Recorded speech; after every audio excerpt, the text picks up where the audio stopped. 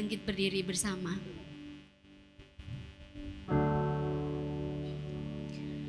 Kami siap memuji-Mu Tuhan. Engkaulah jawaban dari setiap doa kami.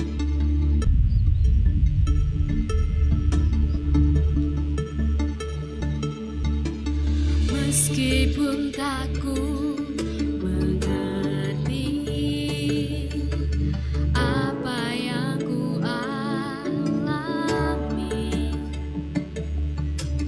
namun ku yakin Tuhan punya rancangan terbaik.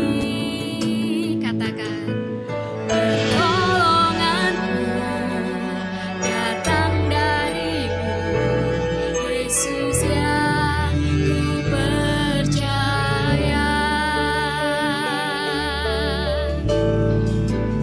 yang tak mungkin bagiku, semua mungkin bagimu. Hanya Engkaulah jawaban hidupku. Katakan, yang tak pernah kulihat dan tak pernah kupikirkan, itu yang Kau sediakan bagiku. Berikan kemuliaan bagi Tuhan kita.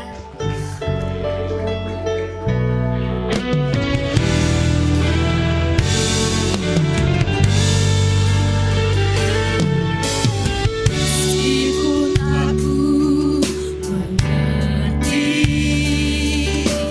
apa yang ku alami, namun ku yakin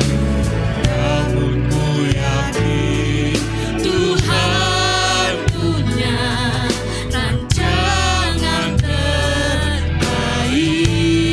Pertolonganku datang darimu, Yesus yang ku percaya. Mari naikkan pujian, katakan, yang tak mungkin bagiku, semua mungkin bagimu. Hanya Engkau Tuhan, hanya Engkaulah jawaban hidupku.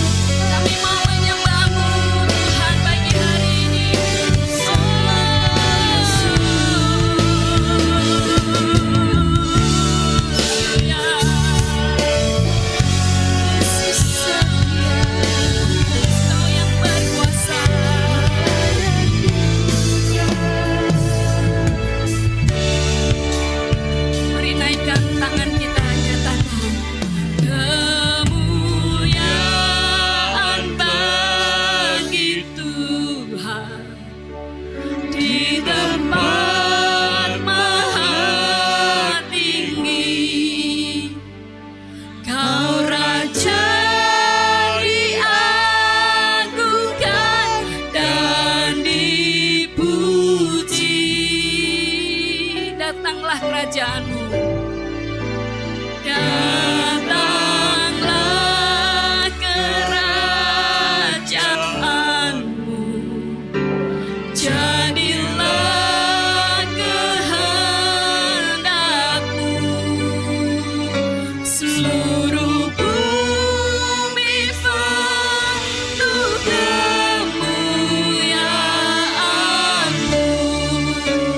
Kemuliaan bagi Tuhan. Kemuliaan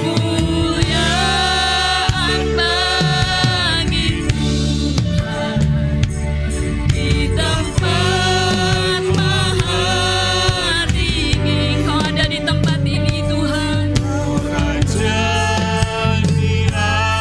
Diagungkan dan dipuji.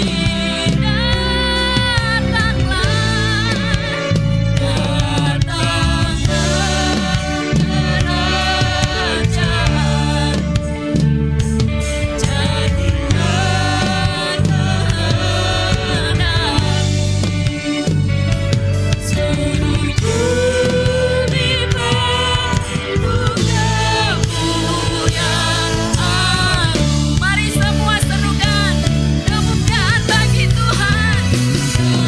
Kemuliaan bagi Tuhan di tempat maha tinggi. Kami sanjung nama-Mu, Tuhan.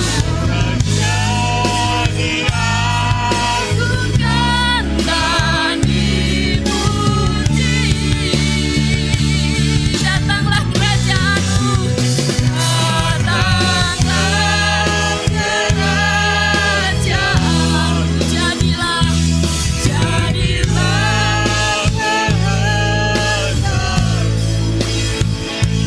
seluruh bumi penuh kemuliaan-Mu.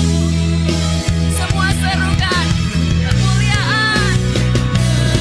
Kemuliaan bagi Tuhan di tempat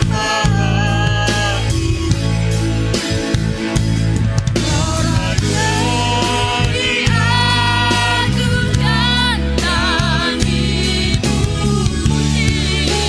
Oh, datanglah kerajaan-Mu.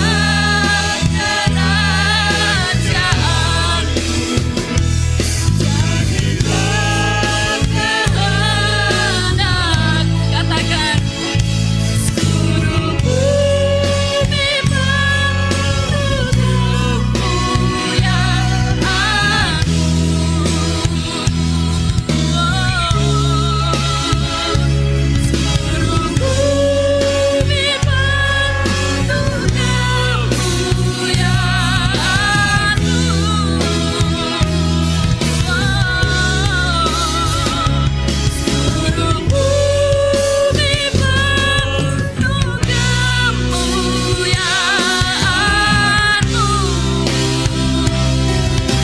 Berikan sorak-sorai, serukan pujian-Mu untuk Tuhan.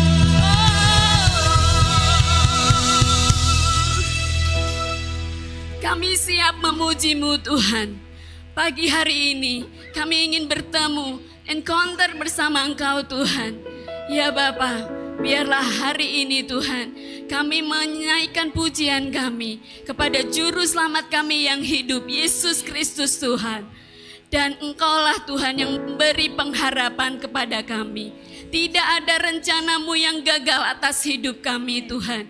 Sebab kami percaya Engkau Allah yang selalu beserta kami. Engkaulah Allah Immanuel. Dan pagi hari ini Tuhan, kami mau dedikasikan pujian kami, penyembahan kami hanya pada satu nama, yaitu Yesus Kristus Tuhan yang hidup.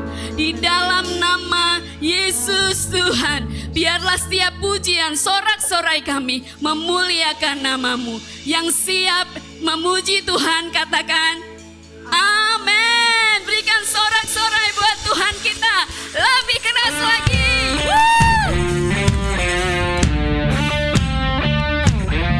Yang siap memuji Tuhan katakan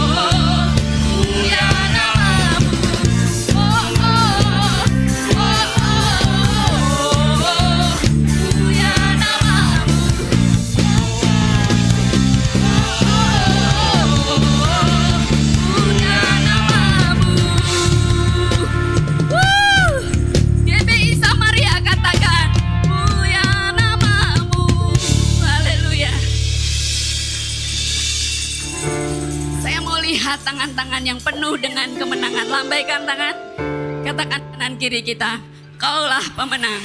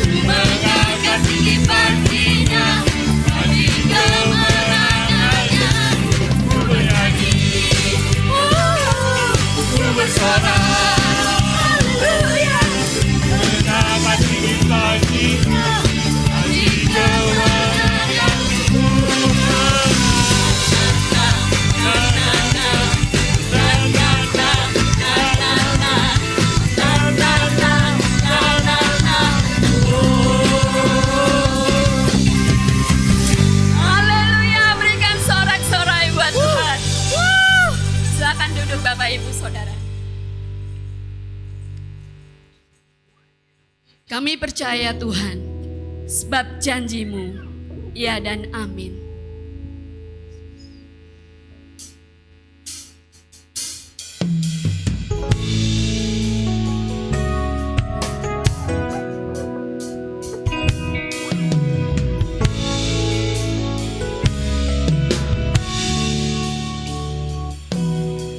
Saat ku lemah, Kau angkat hidupku. Saat ku jatuh, Kau topang tanganku. Kau penolongku, Kau penolongku yang setia. Ku percaya padamu, juru selamatku, tempat pengharapanku. Katakan saat ku lemah, saat ku lemah, Kau angkat hidupku. Kau tidak pernah meninggalkan kami Tuhan. Saat ku jatuh, Kau topang tanganku. Hanya Kau penolong kami, Kau penolongku yang setia. Ku percaya padamu, juru selamatku, tempat pengharapanku. Bersama-sama aku percaya janji-Mu, ya dan amin. Kasih-Mu setia di dalam hidupku. Aku percaya anugerah-Mu besar, lebih dari semua yang dapat ku minta.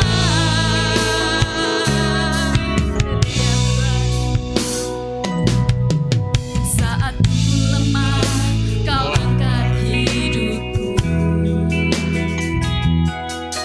Saat ku jatuh, Kau topang tanganku. Katakan, Kau penolongku, Kau penolongku yang setia. Ku percaya padamu, juru selamatku, tempat pengharapanku. Sebab janji-Mu, aku percaya janji-Mu, ya dan amin. Kasih-Mu setia di dalam hidupku. Kaulah pengharapan kami Tuhan. Anugerah-Mu besar dari semua yang dapat ku minta. Percaya janji-Mu, ya dan amin. Kasih-Mu setia di dalam hidupku. Percaya anugerah-Mu besar dari semua yang dapat ku minta. Aku percaya, aku Percaya janji-Mu, ya dan amin. Kasih-Mu setia di dalam hidupku. Percaya anugerah-Mu besar lebih dari semua yang dapat ku minta. Percaya janji-Mu, ya amin. Kasih-Mu setia di dalam hidupku. Percaya anugerah-Mu besar lebih dari semua yang dapat ku minta.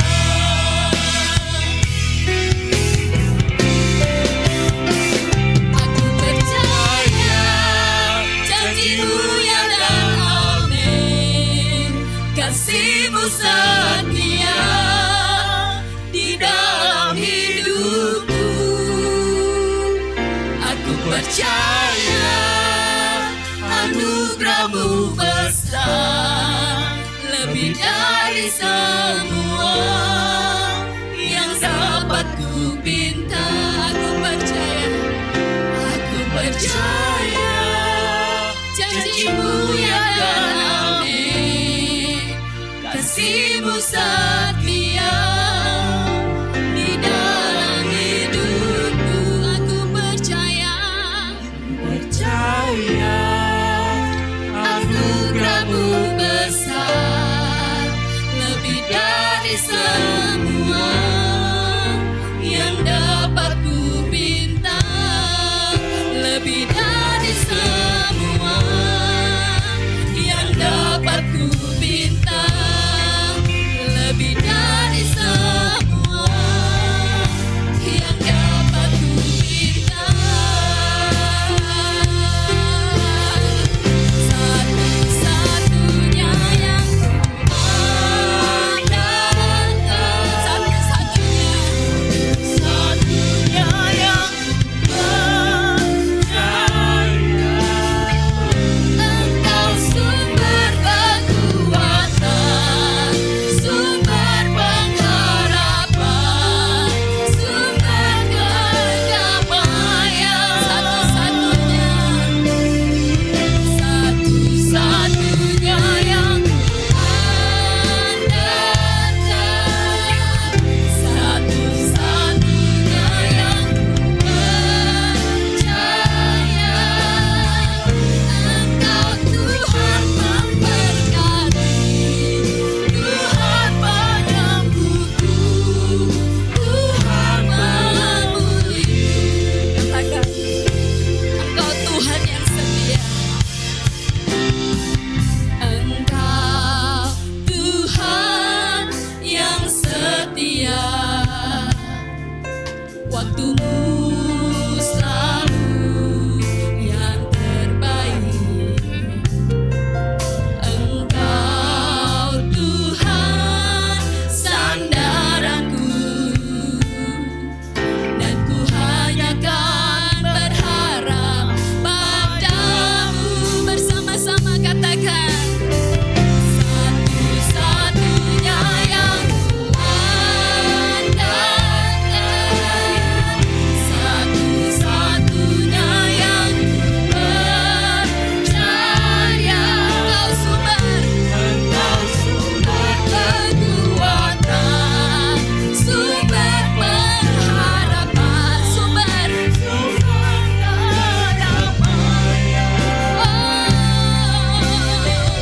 Satu-satunya yang kuandalkan, satu-satunya yang percaya. Engkau Tuhan memberkati, Tuhan menyembuhku, Tuhan memulihku. Satu-satunya yang andalkan. Amin Tuhan. Satu-satunya yang percaya. Katakan, Engkau sumber kekuatan, sumber pengharapan, sumber kedamaian.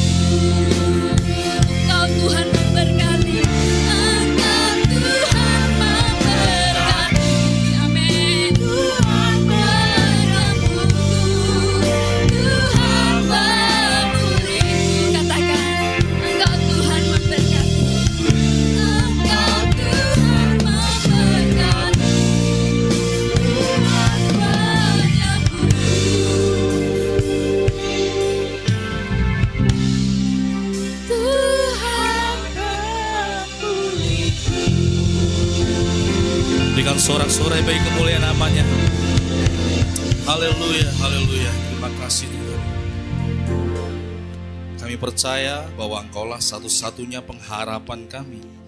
Karena Engkaulah sumber kekuatan setiap kami. Gak ada yang mustahil bagi nama Tuhan. Karena semuanya kami berikan untuk kemuliaan nama-Mu. Terima kasih Tuhan. Buat setiap pujian, penyembahan yang kami naikkan sebagai ucapan syukur hati kami. Biarlah itu boleh kami naikkan dengan ucapan syukur kami Tuhan. Bahwasanya Engkaulah Allah kami yang selalu baik dalam setiap kehidupan kami. Terima kasih. Hari ini kami akan belajar bersama-sama kebenaran firman-Mu. Tuhan pakai kami semua. Hikmat marifat menyertai setiap kami. Sehingga kami juga boleh mengerti dan menangkap setiap isi firman-Mu yang akan kami sampaikan. Terima kasih Tuhan. Berkat-Mu atas setiap kami. Hanya di dalam nama Yesus Kristus yang siap diberkati, sama-sama katakan. Amin. Sebelum duduk, beri salam kanan kirinya, kamu dikasihi Tuhan. Terima kasih Bapak Ibu dan Saudara, silakan duduk kembali. Terima kasih buat tim musik, WL Singer, tamborin, semua yang terlibat hari ini. Satu kesempatan yang baik di tahun 2026, ada sebuah terobosan baru yang diberikan oleh Bapak Gembala. Mungkin sudah disampaikan oleh PDP Nehemia bahwa di tahun ini pengerja tidak lagi pagi, siang, sore, satu-satu gitu ya. Tetapi satu kesempatan yang sangat baik ketika Bapak Gembala memberikan terobosan baru, memberikan kesempatan, artinya kepercayaan kepada pengerja untuk boleh memimpin, menyampaikan kebenaran firman, menyampaikan sharing firman di mimbar secara utuh. Tepuk tangan buat kemuliaan nama Tuhan. Oke, baik. Hari ini saya mendapatkan jatah, mendapat giliran, bukan giliran kematian, tapi giliran untuk menjadi berkat bagi setiap jemaat-jemaat tempat ini. Amin. Saya akan melayani di pagi, siang, sore. Kalau Bapak Ibu mau datang, silahkan. Kalau nggak pergi Imlek ya. Baik Bapak Ibu dan Saudara, hari ini kita akan melanjutkan tema khotbah bulanan kita, yaitu adalah mengalami Tuhan di dalam doa dan saat teduh. Satu hal yang ingin saya sampaikan adalah ketika mendapat giliran untuk menyampaikan hal ini, mengalami Tuhan di dalam doa dan saat teduh kita, itu adalah hal yang sangat sulit. Sangat sulitnya bagaimana? Karena dari antara manusia atau dari antara orang-orang percaya, kita sebagai orang-orang percaya atau setiap jemaat-jemaat di sini pun, untuk berdoa sendiri secara pribadi pun kadang-kadang sulit. Apalagi pengerja. Bukan membandingkan apalagi pengerja berarti lebih jelek. Enggak. Tapi kami sebagai hamba Tuhan juga akan menjadi teladan, akan menjadi contoh bagi setiap jemaat-jemaat yang saya kasihi. Satu kesempatan yang baik ketika saya diberikan tema ini, artinya pasnya di mana? Karena saya sebagai koordinator pendoa syafaat, bukan sebuah kegagahan karena nama saya udah gagah. Tetapi ini adalah sebuah kesempatan yang memang Tuhan sudah pilih, udah pastikan bahwa ini loh, nanti kamu suatu saat jadi koordinator, kamu akan menyampaikan sebuah renungan atau khotbah tentang doa dan saat teduh. Ketika saya membangun hal ini suatu hal yang sulit karena doa pagi, doa syafaat, pertemuan pendoa. Doa pagi dulu Selasa sampai Jumat. Setelah Covid, Rebo sampai Kamis. Ya. Seberapa banyak dari antara jemaat yang ambil bagian dalam hal ini? Enggak ada 10%. Mungkin 0, ya kan? Tadinya kita memakai ruang ibadah ini minimal waktu itu mungkin 18, 20, 22. Saya merasa senang dengan pertambahan jemaat yang semakin peduli dengan pekerjaan Tuhan tempat ini. Tapi ketika awal tahun kemarin, Bapak Gembala mengatakan kayaknya dilihat-lihat kehadiran sudah di bawah 18 ya. Mungkin bisa pindah lagi ke konsistori. Kabar senang apa kabar buruk nih? Ya kan? Saya meresponnya dengan baik. Ya, terima kasih Om. Baik, nanti saya akan kembali dan tetap melayani dengan semangat.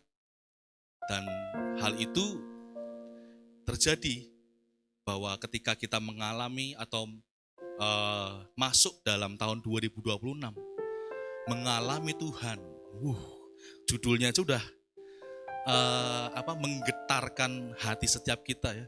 Mengalami Tuhan, artinya ada suatu perjumpaan.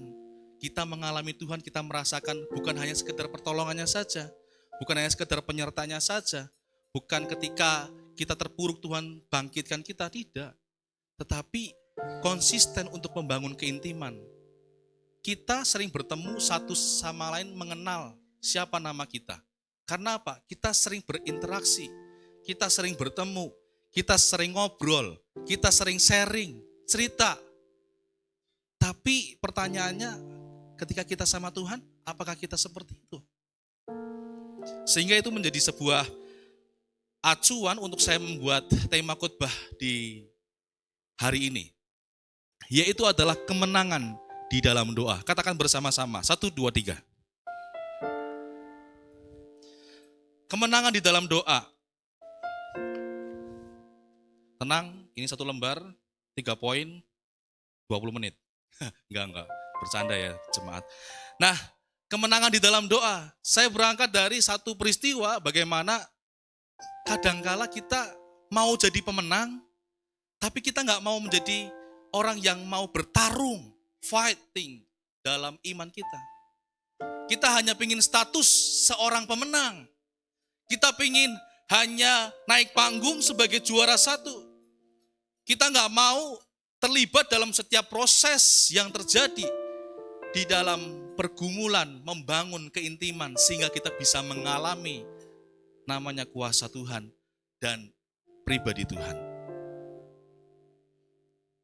Nah, kemenangan dalam doa, saya menyampaikan ini untuk apa? Mengubah perspektif, mengalami kuasa Allah yang mungkin kita anggap itu sebuah hal yang terbatas. Apa sih doa? Apa sih itu sujud menyembah? Apa sih itu? Tapi hari ini saya akan menyampaikannya dengan sederhana untuk kita mengubah perspektif, cara berpikir, sudut pandang kita tentang yang namanya kemenangan di dalam doa. Mari kita belajar bersama-sama. Boleh next? Kita akan baca satu ayat firman Tuhan yang mendasari kita untuk belajar bersama-sama. Di Yakobus pasal yang kelima, ayat yang ke-16b. Kita akan baca bersama-sama. 1, 2, 3. Bapak Ibu mohon maaf, ini masih pagi, kita harus lebih semangat. Amin. Amin. 1, 2, 3, satu baca bersama-sama. Doa yang bila dengan yakin sangat besar kuasanya. Ketika kita membaca ini harusnya kita menjadi orang yang semangat. Karena apa? Ketika kita yakin, berdoa, berkomunikasi sama Tuhan. Yakin, percaya. Di situ dikatakan, bila kita dengan yakin didoakan, sangat besar kuasanya. Kadangkala kita menganggap bahwa doa itu cadangan lah. Ini adalah miskonsepsi umum. Konsep yang salah gitu kan. Seringkali kita menganggap doa hanya sebagai ban cadangan. Mohon maaf, saya pakai bahasa ini karena untuk bisa menyampaikan ini bisa dengan jelas. Karena ban cadangan itu ditaruhnya di mana? Di bawah atau di atas? Ya kadang-kadang kalau mobil touring ada yang di atas ya. Tapi kebanyakan mobil pribadi di bawah. Kelihatan enggak? Enggak. Kita memposisikan aktivitas doa itu sebagai ban cadangan. Atau aktivitas alternatif terakhir saat manusia atau saat orang percaya mengalami keputusasaan, kegagalan, keterpurukan, baru kita keluarin ban cadangan itu. Tuhan, sepertinya rohani, ketika kita mengeluarkan ban cadangan ini, sepertinya kita membujuk Tuhan untuk mengerti keadaan kita. kita sering menggunakan hanya sebagai alat untuk membujuk Tuhan. Tuhan, aku ini loh udah kesusahan. Dan ini adalah PR dari orang-orang percaya. Kalau kita menyadari bahwa Tuhan sudah mengasihi kita 2000 tahun yang lalu, artinya kita menyadari bahwa aktivitas doa, aktivitas kerohanian itu adalah hal yang sangat penting. Dan ini kebenarannya. Alkitab mengajarkan bahwa doa adalah kunci utama. Katakan kunci utama. Kunci utama aktivitas rohani untuk mengalami kemenangan spiritual. Gak ada hal yang lainnya. Walaupun terkadang kita menghadapi yang namanya, kalau kita memanjatkan doa, ada 3 hal yang harus kita alami. Ya, tunggu, atau tidak. Itu jawaban Tuhan. Tetapi kebenarannya adalah ini aktivitas doa atau mengalami Tuhan di dalam doa saat teduh kita adalah kunci utama. Sehingga kadang-kadang ketika di doa pagi ada anggota baru. Mohon maaf jemaat, kalau jemaat semuanya ingin doa pagi, saya menerima dengan senang hati. Tetapi ungkapan ini bukan untuk mencela atau menyakiti jemaat yang mau hadir dalam doa pagi ya. Tetapi kebanyakan ketika jemaat ini hadir yang enggak, ya jarang hadir gitu ya. Terus tiba-tiba hadir, terus ada satu aktivis atau jemaat akan bilang gini, "Apa gue? Lagi ada masalah." Ungkapan ini menandakan bahwa apa? Kita butuh Tuhan ketika ada masalah. Kalau orangnya dengar, maka doa pagi selanjutnya tidak akan hadir. Asem. Mau doa pagi malah dicela gitu ya. Nggak tahu permasalahan saya besar. Nah, ini adalah miskonsepsi kita yang terkadang nggak kita sadari. Kita hadir ketika sudah terpuruk. Padahal firman Tuhan ngomong, Tuhan gak membiarkan kita, anak-anaknya tergeletak. Kita hanya menggeletakkan diri aja. Padahal Tuhan gak pernah menggeletakkan. Sampai jatuh aja kita gak pernah. Ya, maksudnya gak pernah dibiarkan gitu kan. Nah, kebenaran hari ini harus menjadi satu perspektif yang harus kita ubah. Bahwa oh ya, doa itu sebuah aktivitas kerohanian yang penting dalam kehidupan kita orang percaya. Yang setuju katakan amin. Nah, ini adalah definisi kemenangan dalam doa sejati. Kemenangan tidak serta-merta diukur dari Tuhan menjawab ya atau mengabulkan permintaan kita secara instan. Ya, pinginnya kalau ada masalah kita doa sama Tuhan. Tuhan, aku banyak masalah nih. Besoknya langsung selesai semuanya. Wah, nggak bisa seperti itu. Ya, karena ini pengalaman kita adalah pengalaman spiritual. Alam roh. Ya. Kemenangan terjadi saat kita fokus, kita berubah. Nah, ini saya kasih definisi atau contoh gambaran bahwa ini saya tidak menjudge bahwa semua jemaat tidak. Tapi terkadang kita ada di posisi seperti ini. Kita berada di posisi ini. Fokus lama. Mengukur ketika kita datang sama Tuhan, besarnya masalah. Tuhan ini loh masalahku.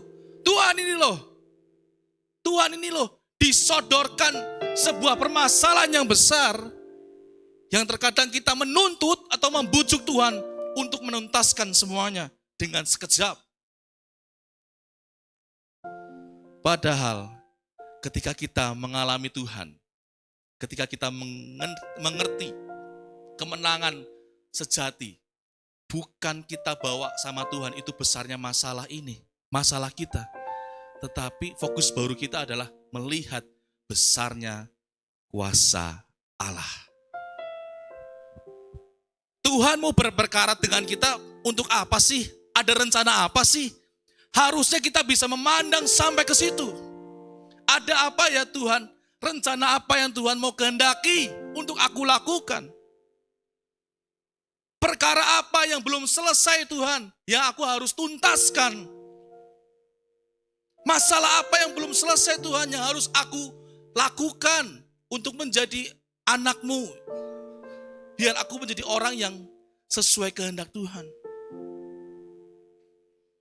Dan fokus baru ini yang harusnya menjadi cara berpikir kita tentang Tuhan. Tuhan jangan dihitung dengan berkat-berkatnya saja. Kalau kita menghitung Tuhan, melihat Tuhan dengan hanya berkat-berkatnya saja, kayaknya terlalu kecil bagi Tuhan.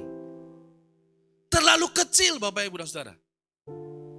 Tapi kalau kita bisa melihat kuasa Tuhan yang tak terbatas itu, kita akan ngomong sama Tuhan, Tuhan terima kasih buat setiap permasalahan yang Tuhan berikan. Hari-hari ini Bapak Ibu dan Saudara, manusia ya, diperhadapkan dengan persoalan ekonomi, termasuk keluarga saya. Selama 2 tahun ini, berjalan 3 tahun, semenjak saya menikah, ya kan, ada permasalahan dalam keluarga. Saya sharing, bukan untuk pamer, ini keluarga aku ada masalah, pendeta aja ada masalah kok. Ya kan? Saya menjalinnya dengan sukacita, tidak dengan bersungut-sungut. Karena apa?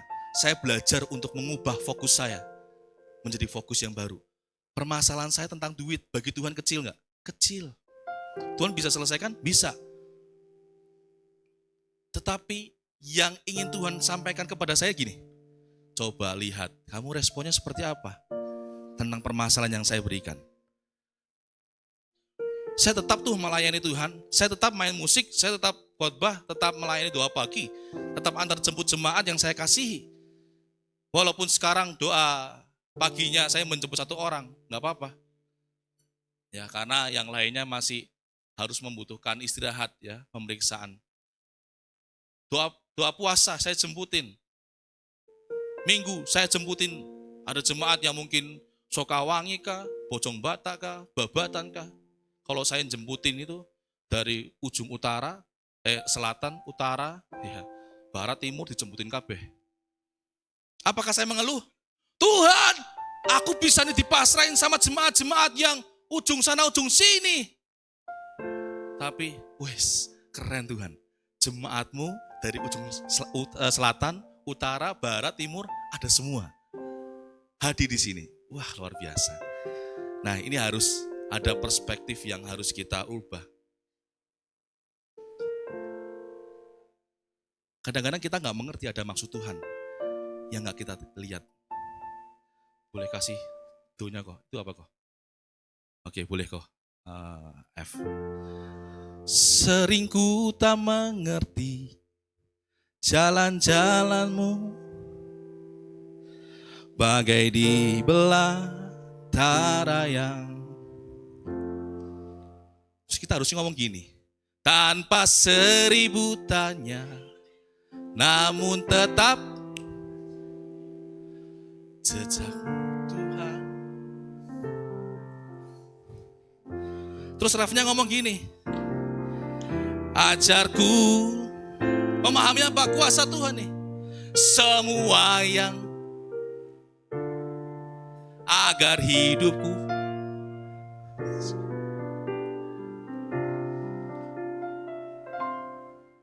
bagimu aku rela seperti menghamba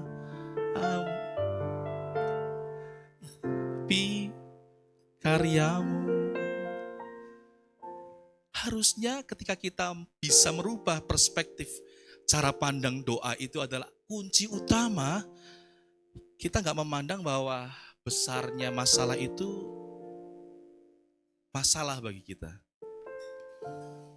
Ya, minta sama Tuhan, Tuhan ajar aku mengerti apa di balik segala masalah yang terjadi. Kita memiliki Bapak Gembala yang menjadi teladan bagi kita. Jangan ngomong ada-ada aja ya Tuhan ya.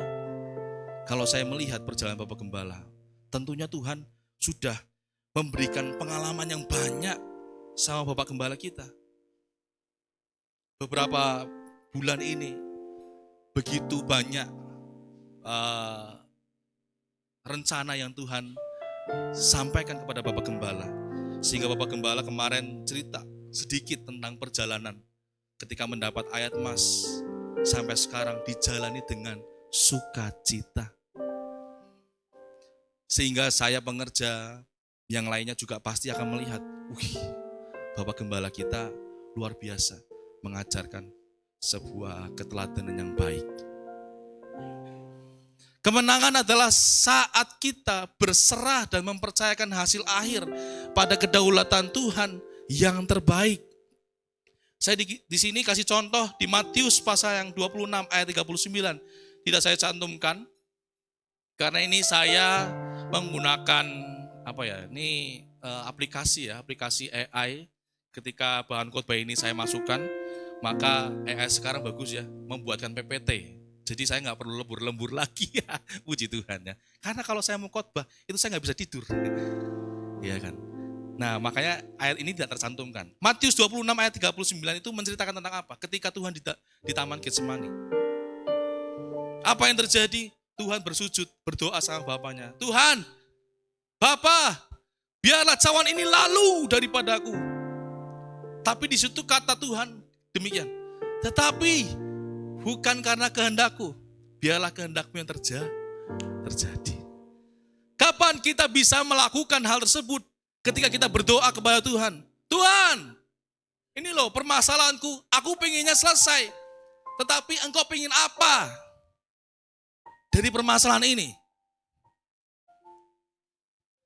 Kita harusnya belajar untuk apa? Mempercayakan hasil akhirnya kepada Tuhan. Kalau kita udah berserah sama Tuhan, ya udah jangan sok-sok ngatur Tuhan untuk menyelesaikan semuanya.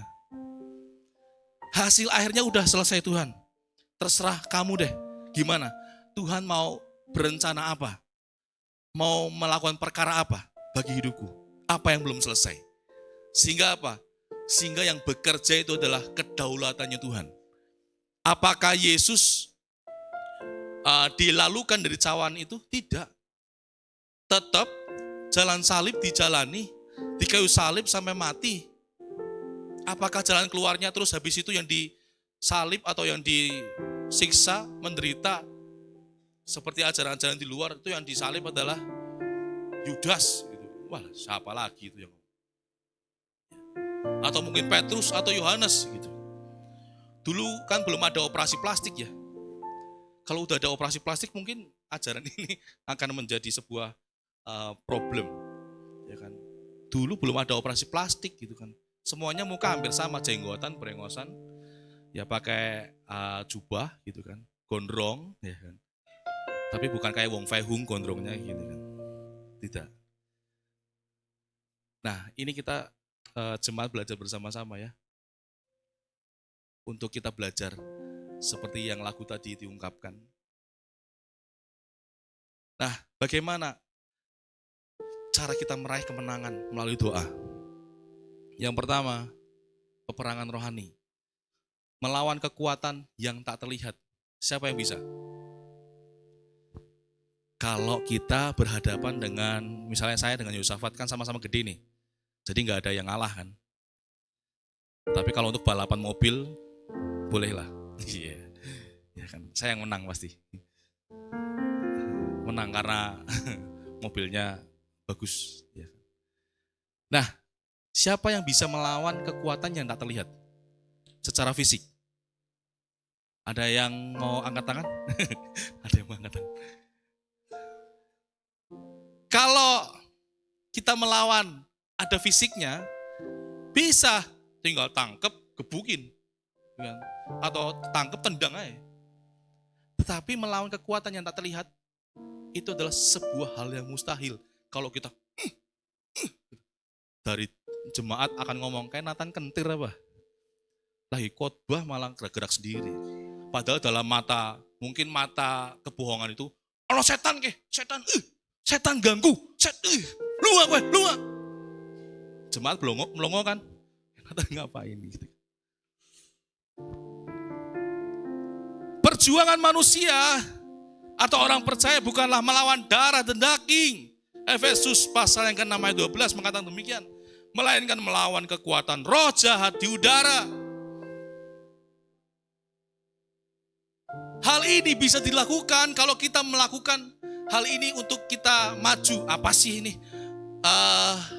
Ketika kita bisa melawan hal ini hanya dengan satu cara, yaitu adalah doa. Karena doa adalah aktivitas spiritual. Kalau kita melawan kekuatan yang tak terlihat, ya dilawan juga dengan kuasa yang tak terlihat. Amin.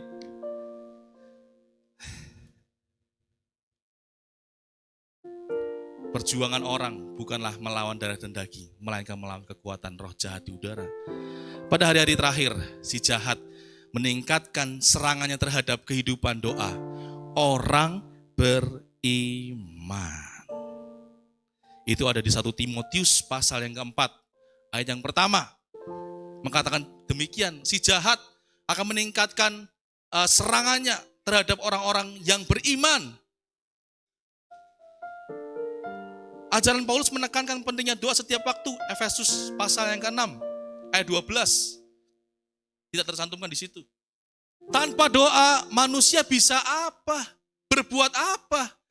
Dalam melawan peperangan rohani, peperangan yang gak terlihat.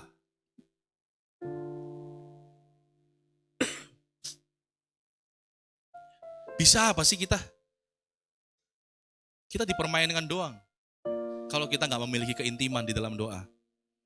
Saya tadi katakan, kalau dia menyerangnya dengan kuasa yang nggak terlihat, kita juga harus menyerangnya, melawannya dengan kuasa yang nggak terlihat. Jangan kita nggak peduli, nggak apa-apa. Itu mitos. Itu inilah tahayul. Nggak terjadi sama saya nggak. Tetapi ini nggak bisa kita hindari. Melawan kekuatan yang tak terlihat ini. Tanpa doa, manusia bisa berbuat apa sih dalam melawan peperangan rohani? Contohnya, studi kasusnya, atau pembelajaran bagi setiap kita apa yang bisa kita ambil dari kisah Musa dan Amalek. Keluaran 17 ayat 11 mengatakan cerita ini bahwa ketika Musa ini angkat tangan, ya kan? Israel menang. Ketika Musa ini udah kecapean, ditompang sama Harun dan Hur. Ketika Harun dan Hur melihat Musa ini mau turun tangan, ini udah mulai mau kalah nih. Kita segera naik. Ya, kisah itu ada di Keluaran 17. Ayo kita tompang Musa. Ceritanya dalam bahasa saya seperti itu ya. Ditompang lah. Habis itu nggak jadi kalah. Ya kan? Tetap kuat, tetap terangkat tangannya. Israel mengalami kemenangan. Tetapi ketika tangan turun, kekalahan mendekat. Nggak usah turun dah. Ketika udah, gerak sedikit. Udah 90 derajat. Udah turun lagi. Wah ya wis. Kekalahan yang mendekat. Gitu kan? Ini membuktikan bahwa doa memegang kendali atas situasi fisik yang sedang terjadi. Kemenangan fisik ditentukan oleh aktivitas rohani. Ini yang harus kita mengerti Bapak Ibu dan Saudara. Jangan pernah berhenti berdoa di tengah pergumulan. Jangan pernah berhenti berdoa di tengah permasalahan. Karena doa adalah aktivitas komunikasi mendapat kemenangan di medan perang. Peperangan rohani ini ya. Jadi jangan pernah berhenti berdoa di tengah pergumulan. Doa adalah aktivitas komunikasi mendapat kemenangan di medan perang. Itu yang pertama. Cara meraih kemenangan di dalam doa. Dari apa? Dari peperangan rohani. Yang kedua. Nah ini yang asik nih ya. Ujian ketekunan meskipun belum terlihat asli. Di situ ada poinnya ujian ketekunan. Lukas 18 ayat yang pertama. Kemenangan seringkali datang melalui ketekunan, bukan hasil instan. Tuhan Yesus mengajarkan dalam firman-Nya, tidak jemu-jemu untuk berdoa. 1 Tesalonika 5 ayat 17, ayat favorit kita paling pendek dalam Alkitab. Tetaplah berdoa. Artinya ada aktivitas yang dilakukan dengan konstan, konsisten. Doa, doa, doa, doa, doa, dan doa. Kita doa, ketika doa tidak terjadi, terus kita malah undur dari ini adalah salah satu respon yang salah. Ya. Artinya kita enggak tahan uji. Kita enggak kuat dalam ketekunan yang kita harus lakukan. Artinya tidak jemu-jemu, melakukan terus-menerus, continue. Ya. Ketika doa belum dijawab, ya teruslah berdoa. Seperti tetesan air di atas batu ini. Aduh, kok nggak bolong-bolong ya? Ya terus aja. Setahun, 2 tahun. Tapi akan bolong nggak? Bolong. Ujian ketekunan itu bukan dilihat dari hasilnya nanti. Tetapi dilihat dari proses. Namanya juga ujian. Ketekunan. Kita belajar aja dari TK, SD, SMP, SMA, universitas, S1, S2, S3, doktor, udah S3, habis itu profesor, ya kan? Itu proses, nggak langsung dari TK jadi dokter dan profesor, nggak sih? Iya kan? Lah kita mau jadi presiden aja harus ada ijazah. Nah ijazah kita dapat dari mana? Proses. Iya. Mengapa jawaban doa kita belum terlihat? Sebelum itu saya memberikan referensi. Ujian ketekunan ini dilakukan oleh jemaat mula-mula. Jemaat pertama ketika di Kisah Para Rasul pasal yang kedua. Cara hidup jemaat pertama. Di situ mereka tekun membangun persekutuan. Memecahkan roti dan berdoa. Di ayat 42. Ya, Kisah Para Rasul 2 ayat 42. Itu mengatakan seperti demikian. Mereka bertekun dalam pengajaran rasul-rasul dan memecah-mecahkan roti dan berdoa. Mereka bersekutu dalam korporat seperti ini di gereja. Setelah pulang, dia di rumah-rumah memecahkan roti lagi, berdoa lagi, bersekutu lagi. Ya. Artinya mereka ingin ada progres dari ketekunan yang mereka miliki. Apa? Kuasa Tuhan yang terjadi. Seringkali kita menghadapi permasalahan ini. Mengapa jawaban belum terlihat? Ini doa kita ya. Ini jawaban Tuhan. Nah, kadangkala jangan di sini lah. Sini aja. Yang nggak ada jemaatnya. Kadangkala gini. Doa kita panjatkan nih sama Tuhan. Tuhan terima kasih, Tuhan terima kasih dalam nama Yesus Kristus, haleluya, amin. Sampai sini. Sampai sini kita mundur. Tadi respon yang salah tadi. Aku off dulu deh. Ya. Aku off dulu ya. Off dulu yang mundur lagi tuh. Enggak dilanjutkan gini, enggak. Mundur lagi, doa kita. Bangun lagi keintiman, ya. Persekutuan, doa dan sebagainya. Jeder masalah. Mundur maning. Lah kapan tekan kene nih? Padahal kita di sini nuntut, mana Tuhan jawaban doaku? Maksa tuh di situ. Emosi. Mana Tuhan, aku udah setia doa loh. Aku udah ini loh, aku udah itu loh. Disodorkan apa usaha kita. Lah Tuhan ngomong, lah kon be ora tahan uji. Kon wingi kenapa? Mundur kenapa? Ana masalah. Dituin doang sama Tuhan. Tuhan juga bisa bahasa pemalang mungkin di surga. Aja kayak kue lah. Kon mesti sabar. Kita kadang-kadang memaksa. Nah, Bapak Ibu dan Saudara, terkadang kita melalui jalur ini nih. Ya kan. Jika jawaban doa belum terlihat, teruslah minta, mengetuk dan mencari, ya kan? Ada firman Tuhannya, tapi ini enggak saya cantumkan. di mana? Ya Tuhan mungkin sedang apa? Membentuk karakter kita nih. Yang tadi itu loh, yang emosi. Endi Tuhan, jawaban doanya nyong. Kayak masalah nyong tambah akeh. Lah, anak-anak baik. Nah, akhirnya kayak gitu. Anak-anak baik. Tetapi sebenarnya ada karakter yang Tuhan ingin bentuk tuh. Yang emosinan, yang mutungan. Hei dengar yang mutungan. Nih, ketika kalian mutung, itu kalian gak tahan proses, gak tahan ujian. Ketekunan akan membuahkan hasil.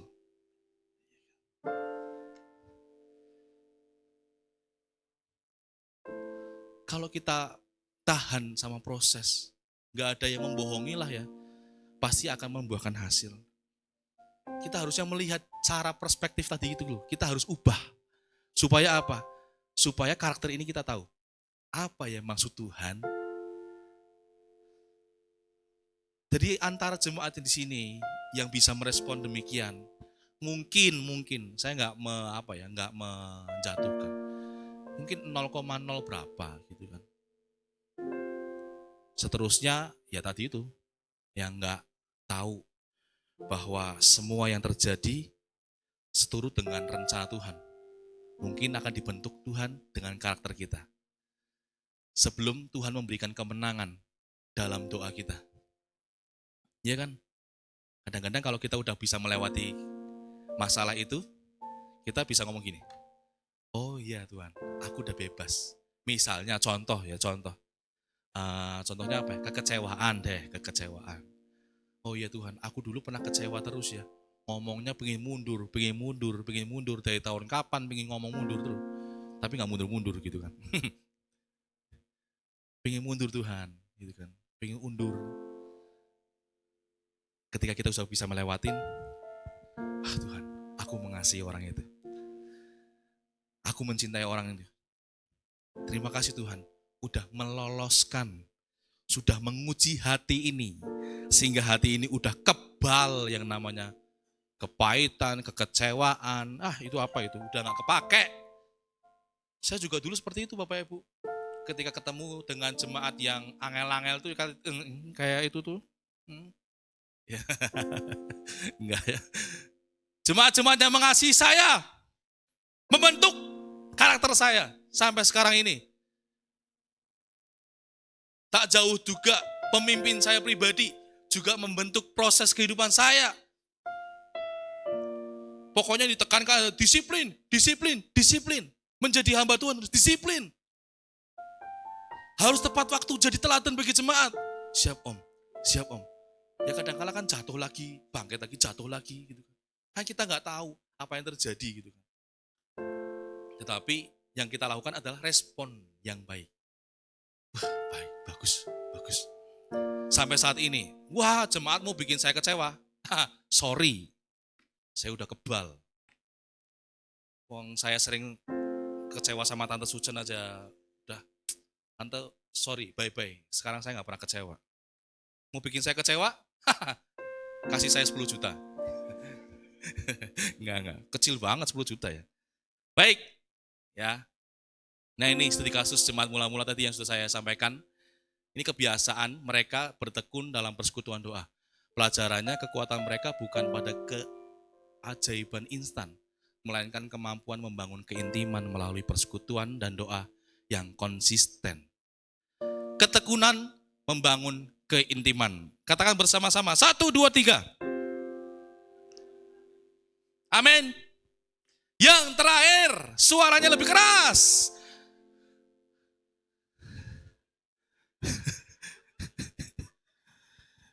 Ini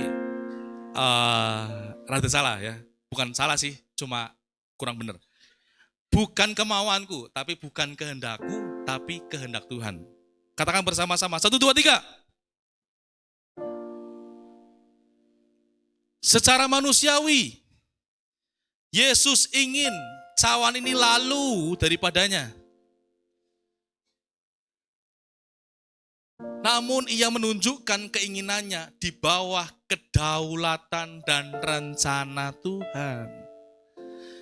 Dan sikap hati Yesus inilah yang seharusnya menjadi dasar kita nih. Dasar utama kita ketika kita berdoa. Kalau kita berdoa, itu jangan keinginan kita yang maju, tapi kedaulatan Tuhan. Tuhan, Engkau Tuhan yang besar. Engkau Tuhan yang ajaib. Dan aku percaya, misalnya nih doanya gini, aku percaya masalahku lebih besar daripada kuasamu. Kuasamu lebih besar, maksudnya gitu ya, dari masalahku. Ya. Mungkin pikiranku terbatas Tuhan, tetapi keagunganmu dan kemuliaanmu tak terbatas. Itu harusnya. Tapi jangan sampai bertele-tele ya, nanti disinggung sama khotbahnya Om David yang kemarin ya kan. Bagaimana kalau kita mau berdoa biar dijawab, ya jangan bertele-tele gitu kan. Ya sebisanya kita aja, tapi jangan keinginan kita yang maju duluan gitu kan. Ya. Kita belajar bukan kehendakku, tapi kehendak Tuhan. Nah ini, saya paling seneng kalau kayak gini-gini. Ego dan kemenangan sejati. Nah kadang-kadang gini, ketika kita berdoa, kita ada dalam lubang ini nih. Ego berkuasa, memaksa Tuhan mengikuti kehendak kita. Ya kan? Kehendak kita yang paling maju, paling besar, sehingga Tuhan kadang-kadang bilang gini, enggak, atau tunggu. Terus kita emosi, nah itu ego yang berkuasa. Ora sabar, enggak tekun. Tapi ketika kemenangan, kita mengerti kemenangan di dalam doa yang sejati, harusnya kita mendasarkan semuanya, dasar utama tadi, kunci utama tadi, pada hati kita, diselaraskan dengan hati Tuhan. Makanya tadi saya bilang gini, Tuhan, dari masalah ini, Tuhan pingin apa untuk hidupku? Rencana apa yang Tuhan ingin lakukan melalui hidupku? Ya kan? Sehingga kadang-kadang ini menjadi sebuah permasalahan. Kita nggak bisa selaras dengan hati Tuhan. Contohnya nih, suami istri. Saya ketawa ya. Kadang-kadang cuma gini, kalau yang selaras hatinya, oh pengen ngombe, pengen minum, ditawarin air putih apa teh hangat pak, gitu kan. Putih aja, gitu kan. Ini apa ya? Saya pengen belajar menyelaraskan hati saya kepada istri saya. Ya. Kalau saya dari gereja, gitu kan, mau pulang itu WA kan, mah OTW, supaya ya ini mungkin sederhana, serius, ini mungkin sederhana dan mungkin nggak jadi masalah bagi Bapak Ibu. Tetapi ini saya pingin gitu kan, saya pingin. Ketika saya WA, mah OTW dari gereja. Kecuali kalau, mah aku mau mampir dulu ke misalnya ke Java, beli roti bluder. Ya. Bener ya bluder ya? Beli roti bluder atau mungkin pengen kacauan dan sebagainya. Baru saya ngomong gitu kan. Tapi kalau, mah OTW, apalagi kalau hari Sabtu, kan saya bawa mobil ke rumah. Biar dekat jemput Bu Tuti itu kan, Bu Tuti mana? Di belakang ya. Itu dekat ya karena dari rumah ke Bu Tuti dekat. Atau ketika ke Sukawangi lebih dekat daripada saya harus ke gereja dulu. Nah ketika hari Sabtu biasanya saya WA, mah Bapak OTW. Pinginnya saya, pikiran saya, dibuka no gerbang. Dibuka no gerbang. Tapi kadang-kadang, iki kok orang centang biru, udah sampai Azari, burung centang biru. Aduh, ya aku buka gerbang dewe. Sampai kejadiannya, ya Tuhan Yesus, baru dibaca, sorry Pak, Joel baru minta nenen. Aduh, buka gerbang sendiri. Lah mudun, apalagi kalau hujan kan basah. Mobilnya kalau habis dicuci, aduh gak rela gitu kan. Aduh, ya sudahlah. Tapi saya belajar. Gak emosi kok, tenang Bapak Ibu. Saya gak emosi kan mah. Gak emosi saya. Serius, saya gak emosi. Buka dengan tulus hati kok. Sorry, aku gak cerita aja. ini menggambarkan gini loh. Menyelaraskan hati itulah gak gampang. Benar gak Bapak Ibu? Benar gak? Kalau ngomong enggak, awas. Kalau ngomong gampang, awas. Ajari saya. Hati kita selaraskan dengan hati Tuhan. Ini paling penting. Sehingga apa? Kemenangan atas dosa yang sejati bukan tentang memaksa kehendak, tetapi penyelarasan hati. Yang setuju katakan amin. Amin. Penyelarasan hati harus sampai timbul damai, sejahtera yang memenuhi hati kita. Supaya apa? Tadi ego gak berkuasa. Ketika ada keselarasan, ada damai. Benar gak? Wah, istriku buat gerbang luar biasa. Besok lagi pingin apa ya? Gitu kan. Pasti gitu toh. Damai. Wis, hati pulang habis bikin khotbah ya gak mumet. Sampai rumah gak mumet gitu kan. Gak emosi. Tapi wis, udah ada. Tinggal mundur, terus parkir, masuk kamar, tidur. Ya kan. Lah kalau gerbangnya udah dibuka, wes grundel, kesel, bawa PPT sampai subuh. Meh khotbah pagi siang sore. Oh sorry om, bukan keluhan om. Ya kan, main musik tadi tuh, WL jos, lagu-lagunya menguras pikiran. Habis ini jemaat bilang gini, wah Nathan Power Rangers. Bar main drum langsung khotbah. Jemaatnya dikenteli kabeh, karo koyo simbol, dus kabeh. Semangat. Tanda kita mendapat kemenangan adalah munculnya damai sejahtera yang melampaui akal. Enggak pernah kita pikirin gitu loh. Bener enggak? Ih, kok aku bisa gini ya? Nah itu. Kita tidak lagi dipusingkan dengan jawaban ya atau tidak. Wes pokoknya kita doa, selaraskan hati sampai Tuhan. Dah, masalah ya atau tidak, ya wes. Enggak jadi sing penting hatiku sama dengan Tuhan. Gitu loh. Ini kok logatnya dari Semarang. Kita tahu bahwa apapun hasilnya itu adalah yang terbaik. Katakan yang terbaik. Hidupku ada di tanganmu. Kau beri rancangan yang terindah. Tak hanya yang baik saja. Nah gitu dong. Meski tubuhku jiwaku, apa? Benar ya? Terus, pujianku takkan terhentikan, rohmu yang beri ke penghiburan. Harusnya gitu dong. Ya, setuju jemaat? Amin. Ini kayaknya PPT terakhir. Oh masih ada lagi 3 pilar kemenangan dalam doa. Yang pertama adalah peperangan, ketekunan, penyerahan. Saya pilih ini kenapa? Karena ini yang ada dan terjadi di dalam kehidupan jemaat-jemaat. Ya kan? Kita nggak tahu peperangan rohani bisa hadir.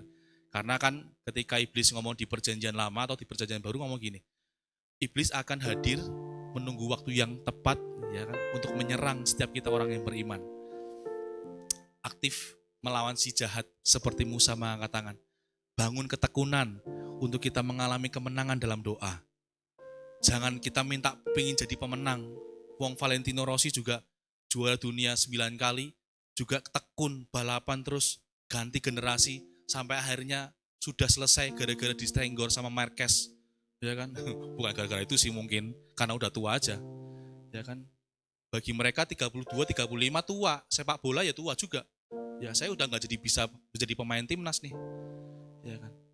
Membangun karakter saat jawaban tertunda. Nah ini, ketekunan ini membentuk apa sih? Membentuk karakter kita. Ya, supaya kita tahu nih perspektif yang Tuhan inginkan untuk kita lihat. Yang ketiga, penyerahan, bukan kemauanku tetapi kehendak Tuhan. Kesimpulan deh. Yuk, kita bangkit berdiri. Saya undang pemain musik. Kita mau baca kesimpulan hari ini di ibadah yang pertama. Dan kedua dan ketiga juga sama. Ya. Sudah berdiri semua? Ayo. Hari ini saya khotbahnya sejam. Oke Om. Aman ya Om David.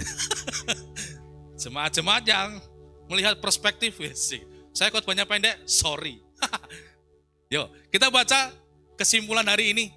1, 2, 3. Kemenangan terbesar seringkali bukan berubahnya situasi secara instan, melainkan dilakukan dengan konsisten melewati segala rintangan. Berikan tepuk tangan buat kemuliaan nama Tuhan. Saat ini, mulailah bangun keintiman doamu. Dengan iman, tekun dalam penantian. Dan berserahlah dalam kedaulatan Tuhan.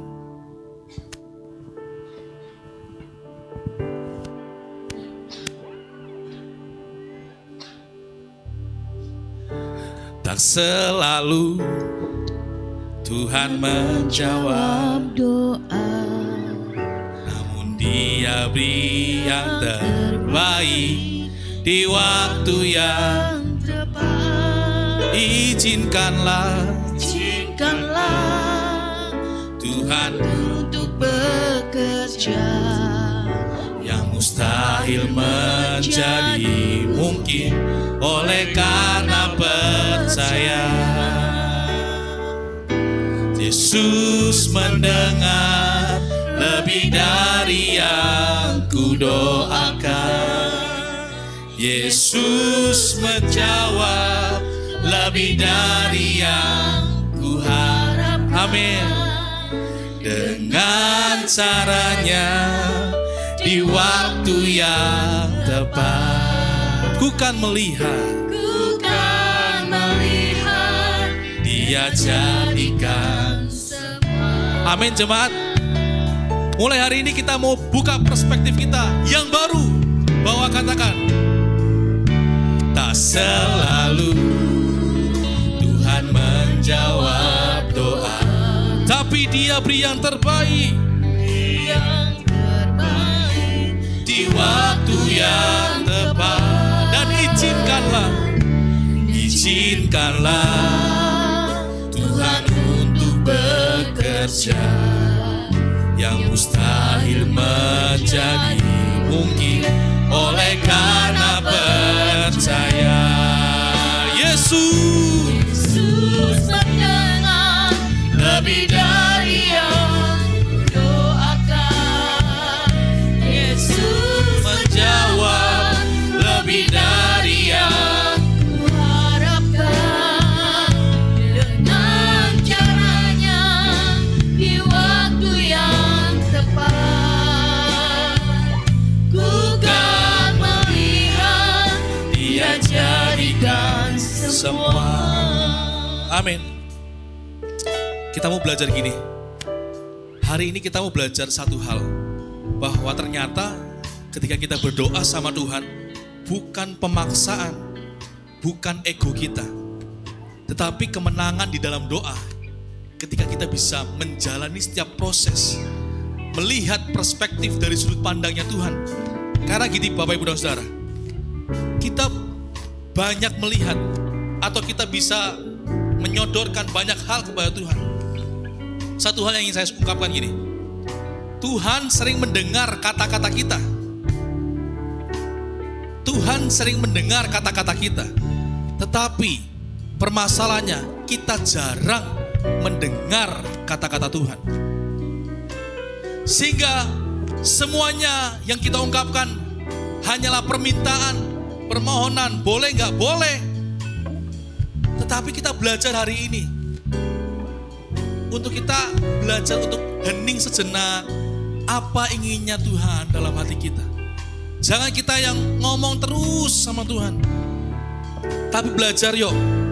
Tuhan berkata-kata dalam hatiku. Aku rindu Tuhan, Engkau berkata-kata dalam hatiku. Karena aku percaya melalui setiap kejadian, melalui setiap peristiwa yang terjadi, Tuhan selalu baik. Tuhan baik. Dan ajar aku Tuhan untuk boleh melihat setiap rencana-rencanamu yang ajaib terjadi dalam hidupku. Aku menjadi orang yang menang dalam doa, dalam keintiman, dalam membangun persekutuan. Sehingga aku boleh mengalami Tuhan, aku boleh mengalami pribadi, bukan hanya sekedar berkat-berkatnya saja, tetapi setiap rencana Tuhan yang mau terjadi dalam hidupku. Dan mari Bapak Ibu dan Saudara, hari ini kita izinkan Dia untuk berkarya dan bekerja. Amin. Dan mari Bapak Ibu dan Saudara, saya mengajak kita sungguh-sungguh datang sama Tuhan. Terima kasih Tuhan. Tak selalu Tuhan menjawab doa, namun Dia beri yang terbaik di waktu yang tepat. Izinkanlah Tuhan untuk bekerja, yang mustahil menjadi mungkin oleh karena percaya. Yesus mendengar lebih dari yang kudoakan. Yesus menjawab lebih dari yang kuharapkan. Dengan caranya di waktu yang tepat, ku kan melihat Dia jadikan semua.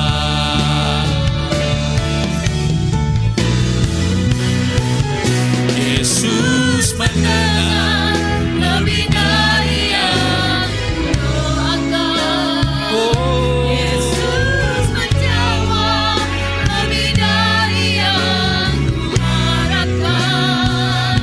dengan caranya di waktu yang ku kan melihat Dia jadikan. Sekali lagi kita buat pujian ini. Yesus mendengar lebih dari yang ku doakan. Yesus menjawab lebih dari yang kuharapkan. dengan caranya. Di waktu yang Saya mau kasih tanda sujud, boleh berdoa untuk benar firman Tuhan. dan melihat Dia jadikan Lihat Dia jadikan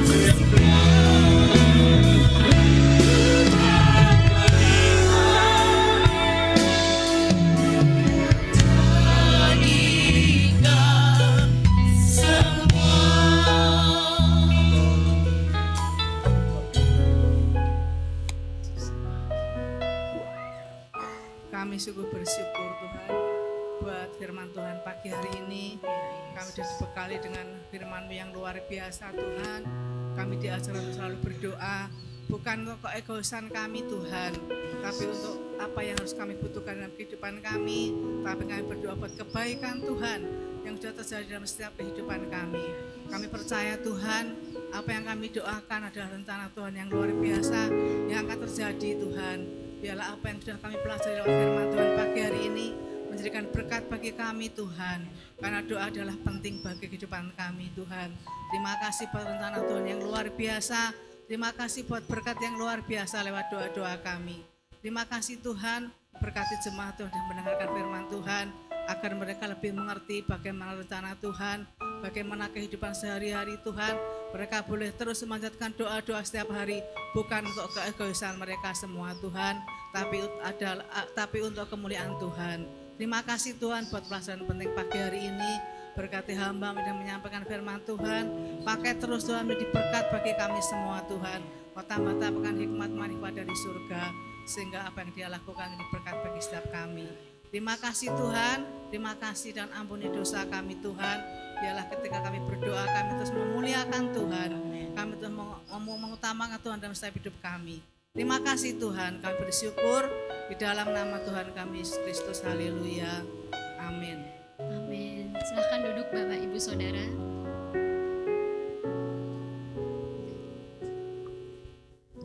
kini saatnya kita memberikan persembahan. Saya undang untuk petugas persembahan maju ke depan. Mari kita berdoa untuk persembahan kita. Terima kasih Tuhan buat firman Tuhan yang telah kami dengar di pagi hari ini Tuhan. Biar menjadi kekuatan di dalam hidup kami Tuhan. Dan sebentar lagi Tuhan kami akan beri persembahan Tuhan dengan sukacita Tuhan. Sehingga kiranya dapat memperluas kerajaan-Mu Tuhan. Dalam nama Tuhan Yesus Saulia. Selamat memberi dengan sukacita. Dan kita akan menyaksikan beberapa pengumuman untuk sepekan.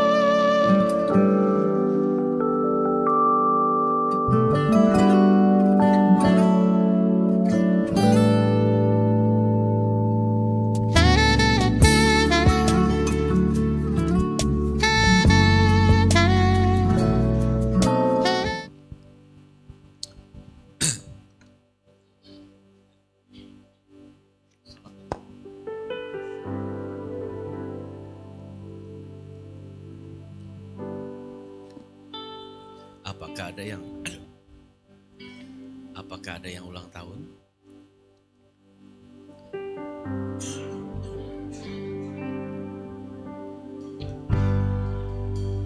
Mulialah namamu Tuhan,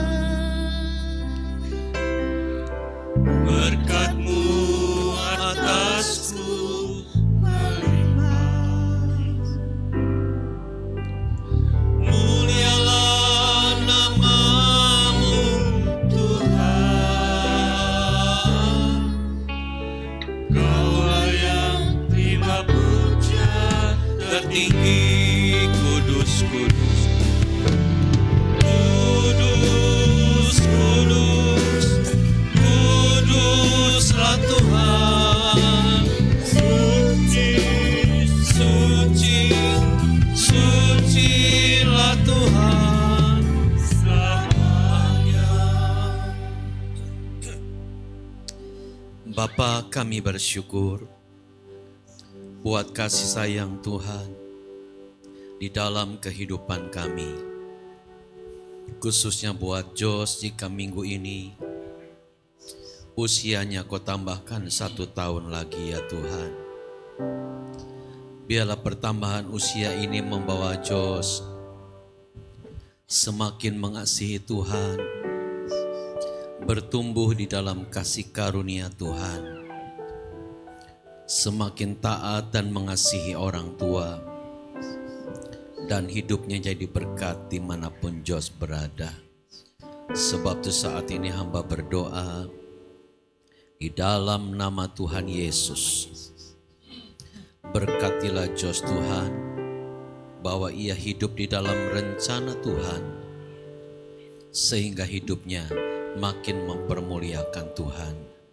Sebab itu Jos, terimalah berkat Tuhan, baik berkat jasmani maupun rohani, menyertaimu saat ini dan sampai selama-lamanya, dalam nama Yesus.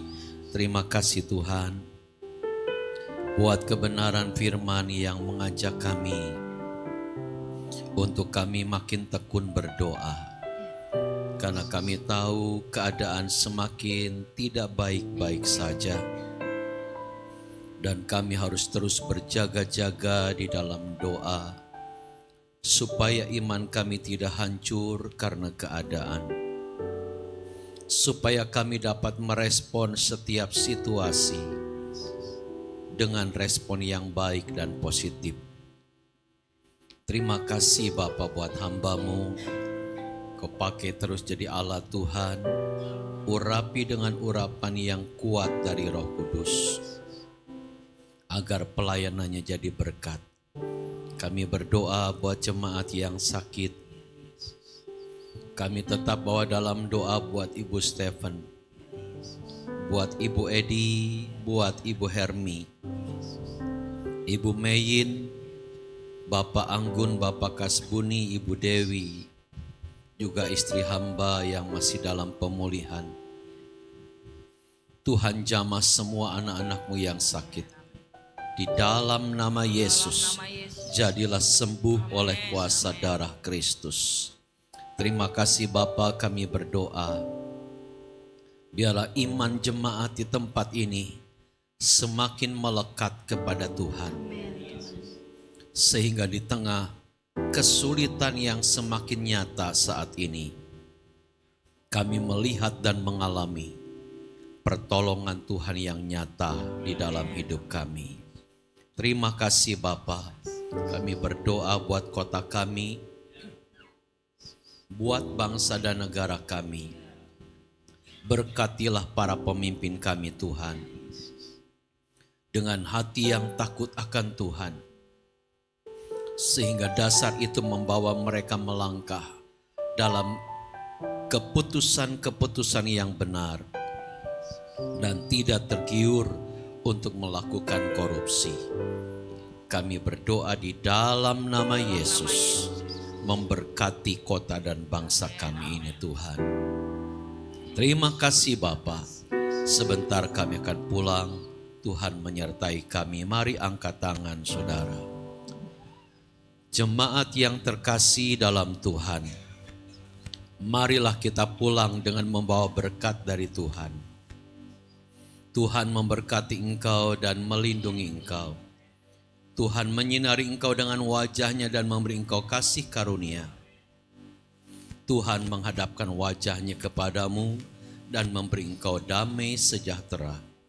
Sebab itu saudaraku yang kekasih, pulanglah, bawalah berkat dari Allah Bapa, kasih dan sayang di dalam Yesus Kristus, dan persekutuan di dalam Roh Kudus menyertai saudara sekalian mulai saat ini sampai selama-lamanya.